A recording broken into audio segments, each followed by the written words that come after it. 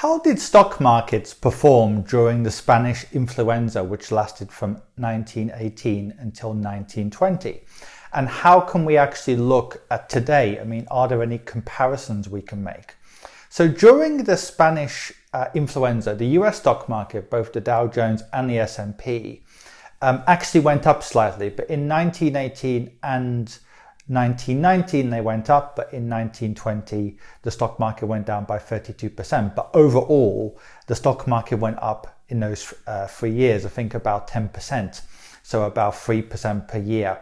And then from 1920 to 1929, of course, the stock market did very well, right? So in general, the stock market actually did very well during the Spanish influenza situation. As I said in a few videos ago, and also online, historically, stock markets have actually performed pretty well during various outbreaks in the past, whether that's Ebola, AIDS, or numerous other things. But in the last week, rightly or wrongly, governments around the world have actually decided to tackle this in a very different way.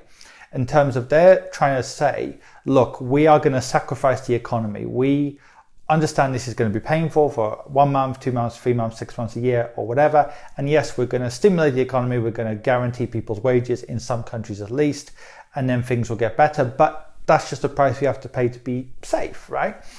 So even though it's very unlikely that even in a worst case scenario, the number of people dying will be proportionately the same as Spanish flu, because remember, the world's population was much lower then, and 50 million people died. That was a huge percentage of the global population.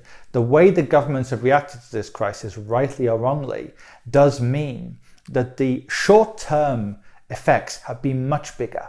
Whereas in comparison, during 1918 and 1920, in those 3 years, the same effects weren't seen. And we see the difference even between 3 or 4 weeks ago. So 3 or 4 weeks ago, even though the crisis was getting worse, the Nasdaq was going up. In fact, it hit record highs.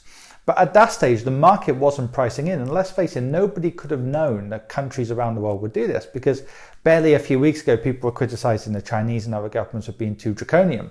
If you would have said to someone a month ago that, look, Italian, French, British, and other people would essentially be told to stay at home, people wouldn't have believed it, because they would say, oh, well, even if this virus is awful, in liberal democracies, people would never close things down like that. So this once again shows that nobody can predict markets. There's too many unknown unknowns and known unknowns.